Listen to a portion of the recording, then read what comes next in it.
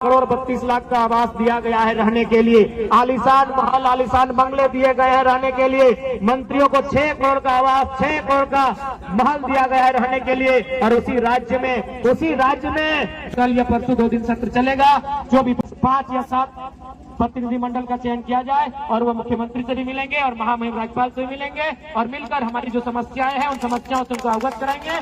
के आधार पर स्थानीय नीति कहाँ है, खतियान के आधार पर स्थानीय नीति कहाँ है, झारखंडियों की स्थानीय नीति कहाँ है। और वही सवाल आज झारखंड लोकतांत्रिक क्रांति मुक्तारी मोर्चा भी आपसे पूछ रहा है। इस सवाल का उत्तर आपको देना होगा माननीय मुख्यमंत्री महोदय। इस सवाल के उत्तर से आपको भागना नहीं है, इस सवाल का आपको उत्तर देना है। नहीं तो याद रखिएगा, राजनीति किसी की बपोती नहीं होती है। आज आपका है तो कल इस राज्य की जनता ये डिसाइड करे कि इस राज्य की दिशा किनके हाथों में देना है, इस राज्य की राजगद्दी को किनके हाथों में देना है। आज बड़ी दुर्भाग्य की बात है, आज जहां हम लोग धरना दिए हैं ठीक इसके बगल में हमारे दिव्यांग भाई बहन लोग धरना दिए हैं। ये कितना चिंता का बात है। आज यहीं से हम देख रहे हैं, आज भले उस विधानसभा के सदस्य हम हैं, भले विधानसभा के बाहर आप देख सकते हैं यहीं से जगमग विधायकों का आवास दिख रहा है।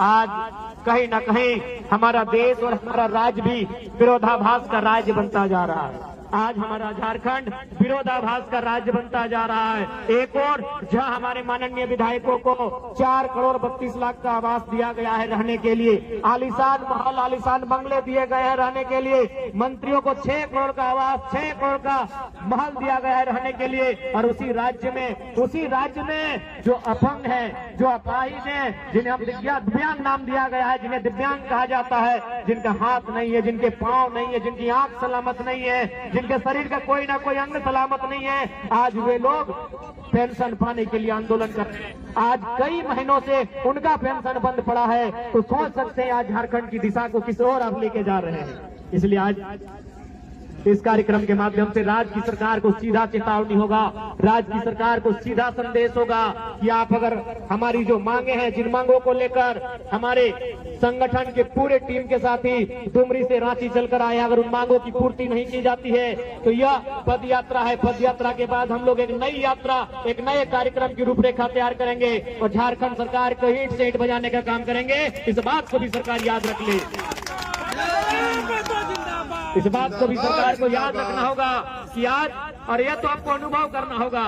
आप कहते हैं आप और जो पूरा राज्य जानता है कि आप आंदोलनकारी के सुपुत्र हैं, लेकिन कैसा आपका परवरिश हुआ है, आप कैसा आंदोलनकारियों का सम्मान करते हैं कि आज आंदोलनकारी के राज्य में आंदोलनकारियों की स्थिति कहाँ है। आज आपने 10,000 सहायक आचार्य की नियुक्ति दी, मैं पुनः उसके लिए आपको बधाई दूंगा। मैं पुनः आपके साथ साथ उन 10,000 सहायक आचार्य को भी बधाई दूंगा। लेकिन सवाल ये होगा मुख्यमंत्री महोदय, आपने ये तो झारखंड की जनता को बता दिया कि आपने नौकरियां दी, लेकिन क्या आप बताएंगे कि ठेकेदारी किनको दे रहे हैं? जो 50 करोड़ का, 100 करोड़ का, 200 करोड़ का, 500 करोड़ का, 1000 करोड़ का टेंडर जो निकल रहा है, वो टेंडर आप किसको दे रहे हैं? ये भी राज्य की जनता को बताना।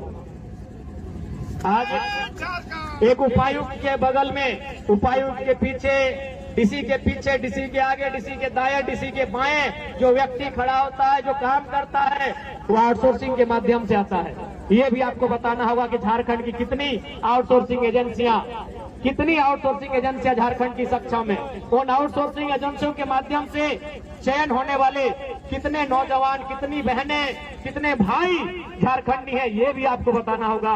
केवल नौकरियों में आप झारखंड को केवल ये मत दिखाए कि नौकरियों में, नौकरी के अलावे भी जो आउटसोर्सिंग एजेंसियां हैं, जो ठेकेदारी प्रथा है, वहां झारखंड के लोग कितने हैं, यह भी आपको बताना होगा। इस बात को आप नहीं भूल सकते हैं। और आज बिल्कुल ये दुर्भाग्य की बात है, 25 सालों के झारखंड में अगर कुछ बदला है, इन 25 सालों के झारखंड में अगर कुछ बदला है तो केवल नेताओं का जीवन बदला है। इन 25 सालों के झारखंड में कुछ बदला है तो विधायकों का जीवन बदला है, सांसदों का जीवन बदला है। वो चुनाव जीतने के बाद हार भी जाते हैं, उनको आजीवन लाखों रुपए सैलरी दिया जाता है, उनको आजीवन लाखों रुपए की सैलरी का भुगतान किया जाता है। लेकिन आम जनता का जीवन कितना बदला है? आज आम जनता केवल छात्रवृत्ति के लिए नहीं, बल्कि हमारी माएं, हमारी बहनें जो सेविका का काम करती है, जो सहायिका का काम कर रही है, जो पोषण सखी, बैंक सखी का काम कर रही है, वो भी आज धरने पर बैठी है। आज जो हमारे जेटेड परीक्षा की मांग को लेकर लोग धरने पर बैठे। हमारे सहायक आचार्य जिनकी 1600 नियुक्ति हुई थी, लेकिन नियुक्ति के बाद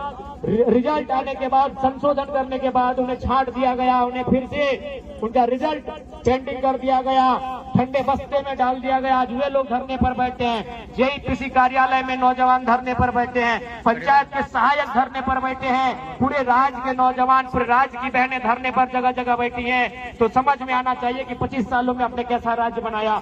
इसलिए अब झारखंड का नौजवान, झारखंड की आने वाली पीढ़ी ये कतई बर्दाश्त नहीं करेगी कि हमारा राज्य इसी प्रकार से लूटता रहे। आज क्या स्थिति है सबको मालूम है। बिल्कुल आज कहने में ये किसी को गुरेज नहीं है कि राज्य का खजाना खाली है, तो इसके लिए दोषी मुख्यमंत्री महोदय आप है। यदि राज्य का खजाना खाली है, इसका मतलब यह है कि आप विजन के साथ राज्य को नहीं चला रहे हैं। जिस राज्य में प्रतिदिन हजारों रुपए का कोयला, हजारों करोड़ का बालू अवैध रूप से निकासी किया जाता है, उस राज्य में अगर राज्य का खजाना खाली है, उस राज्य के मुखिया की कार्यशैली पे सवाल खड़ा होता है। आज आपने लूट की इतनी छूट दे दी है कि एक साधारण सा पदाधिकारी, एक प्रखंड, एक थाना स्तर का पदाधिकारी महीने में अवैध रुपए से लाखों रुपए कमाता है। तो किसका पैसा है? राज्य का पैसा है, वो राज्य का खजाना है। लेकिन आपकी विजन आपको स्पष्ट बता रही है कि लूट की छूट है, भले खजाना भरे या ना भरे।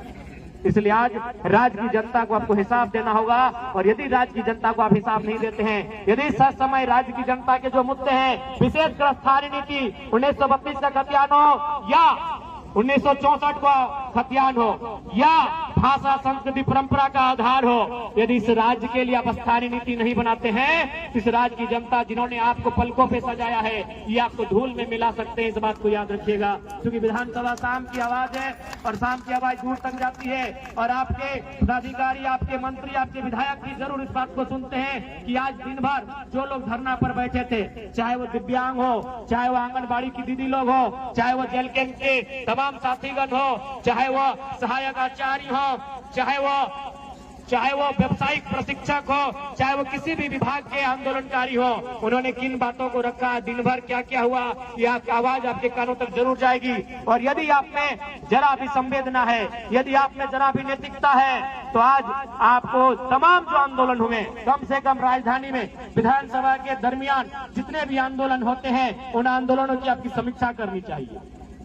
यदि आप सही में दूरदर्शी सोच के लीडर हैं, यदि आप सही में दूरगामी सोच के लीडर हैं, आपकी सोच अगर दूर तक आपको लेकर जाती है, यदि आप दूर का सोचते हैं, आप एक विजनरी लीडर हैं, तो आज दिन भर में जब से विधानसभा का सत्र चल रहा है, तब तक राजधानी में जितना आंदोलन हुआ, चाहे आंदोलन करने वाले किसी भी राजनीतिक दल के हैं, उनके मुद्दे क्या थे, और उन मुद्दों, उन मांगों की अगर आप समीक्षा करते हैं, तभी आप अपने आप को एक बेहतर लीडर कहिए। और यदि आप उन मुद्दों को, उन मांगों को यह कहकर अनसुना कर देते हैं कि आपके पास 56 सीटों की सरकार है, तो आप विजनरी लीडर नहीं है, आप अहंकारी लीडर हैं। आपको अभिमान है, आपको दर्प है, आपको घुमान है कि आप 56 सीटों के साथ सरकार में है। ऐसे में आप अपने आप को अभिमानी लीडर कह सकते हैं, विजनरी लीडर नहीं कर सकते हैं। तो यदि आप विजनरी लीडर हैं, तो आज जितने भी आंदोलन, जितने भी धरने हुए यहाँ पर, उन आंदोलनों की समीक्षा करें, उन आंदोलनों का रिपोर्ट मांगे और उसको बैठक करें, और इन समस्याओं का, इन मुद्दों का निराकरण करने का प्रयास करें। ये मैं माननीय मुख्यमंत्री महोदय से कहना चाहूंगा, और मैं आंदोलनकारी साथियों से कहना चाहूंगा, क्योंकि आज जब तक मैं सदन में था, माननीय मुख्यमंत्री नहीं आए थे, उनके दल के विधायकों से बात हुई है। हमारे महामहिम के जो राजभवन, अभी उन्हें लोक भवन का नाम दे दिया गया है, राजभवन अब लोक भवन बन गया है, तो वहां भी बात हुई है। वो आंदोलनकारियों की प्रतिनिधि मंडल टीम से मिलेंगे, उनमें 5-7 सदस्य टीम जो भी है, आप लोग पदयात्रा करके, विशेषकर जो डुमरी से रांची तक आए हैं, आप लोग चयन कर लेंगे। वह आपकी मांगों को लेकर आप क्यों पदयात्रा किए हैं, उस पदयात्रा को उन्होंने भी वॉच किया है, राजभवन ने भी, और वो आपसे मिलेंगे। हमारी उनसे बातचीत हो गई है, लेकिन आज मुख्यमंत्री समय पर नहीं आते, नहीं तो आज ही उनसे मैंने बात किया था, संदेश दिया था उनके अधिकारियों के माध्यम से कि अमुक तिथि पर एक कार्यक्रम है, जो पदयात्रा करते हुए यहाँ तक आ रहे हैं, वो आपसे मिलने की अपेक्षा रखते हैं। तो शायद जब तक हमसे वो नहीं आए थे, हम उम्मीद करते कल या परसों 2 दिन सत्र चलेगा। जो भी पदयात्रा करके, विशेषकर जो 180 किलोमीटर चले हैं, उन्हीं में से 5 या 7 प्रतिनिधि मंडल का चयन किया जाए, और वो मुख्यमंत्री से भी मिलेंगे और महामहिम राज्यपाल से भी मिलेंगे, और मिलकर हमारी जो समस्याएं हैं, उन समस्याओं से उनको अवगत कराएंगे।